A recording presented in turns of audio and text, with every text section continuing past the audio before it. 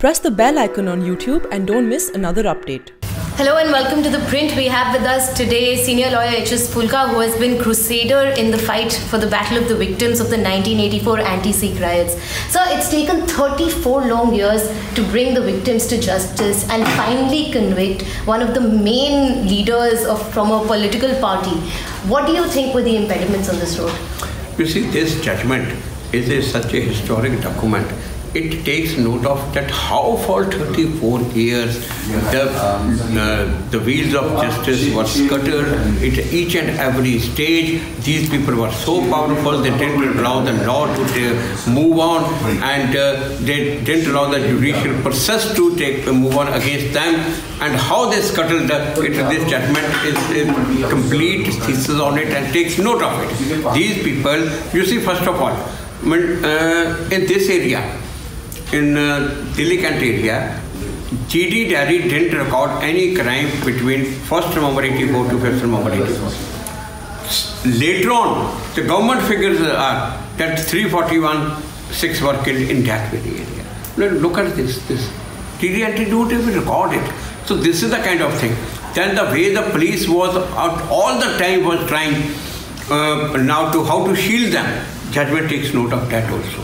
And how the powerful Sajjan Kumar is that I argued before the court and that even when he was arrested in 1990, the chiefs of CBI were burnt. The court take note of that also in the judgment. And then the court appreciates these victims who have mustered courage to stand against him, such a powerful person. So there have been like 4 commissions, 9 committees, 2 SITs that have been set up. Various governments have come and gone. So what do you think about the timing of this judgment? I mean, as we speak here, Kamal Nath has been sworn in as Chief Minister in Madhya Pradesh. No, that timing is not. I mean, I would put it the timing. This is the third conviction. This is the major conviction. Recently, the things changed totally after the Supreme Court appointed SIT. Justice Deepak Mishra, the then Chief Justice of India, in January 18, he appointed the fresh SIT. But that changed the whole perception. In the judiciary, the feeling was sent a message, Supreme Court clearly sent a message, justice need to be done, whatever may be the time lapse. So that is what had the impact, so we have it. Now, as far as the timing of this is Kamal Nath is concerned, you see, Kamal Nath, against Kamal Nath, we have even more stronger evidence than this. But no case has been registered. Now, we'll use this judgment. We'll also use Justice Gabba's judgment where 88 people were convicted and against Kamal Nath, and we'll ask the SIT to register a case against him.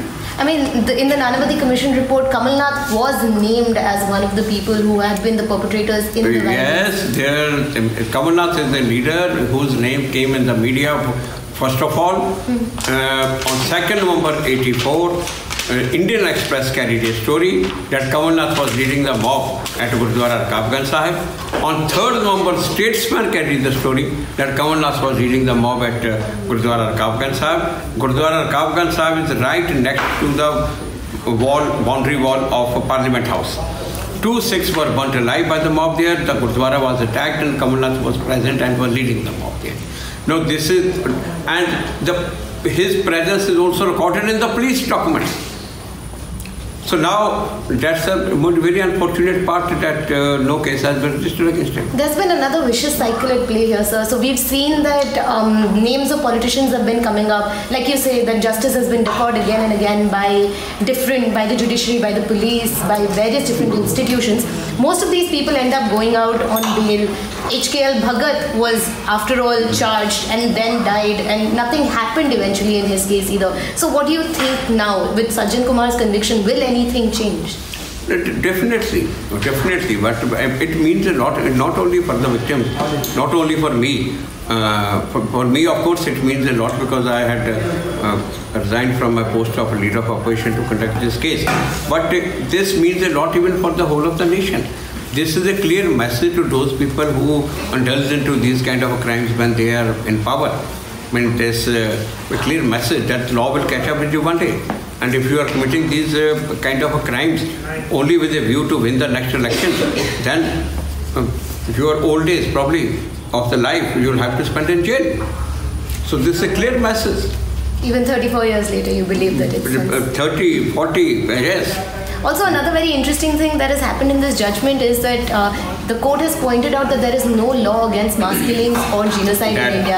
And they have touched upon Godhra, they have touched upon Muzaffarnagar, they touched upon Bombay in 1992. What do you make of that? Can we now look towards a law that may address genocide? Yes, we need to do that. Because the ordinary law, in fact, has failed in a way that there are so many loopholes. The police go by the directions of the people in power, and it's so easy for the police to mold the law and to shield them, to shelter them, and they are allowed to get away. So therefore, a new law meant for this kind of a genocide, and this is absolutely necessary. We need to have it, which is so tight that no one can get away. Thank you so much for joining us, sir. This is Diksha Bhardwaj for ThePrint.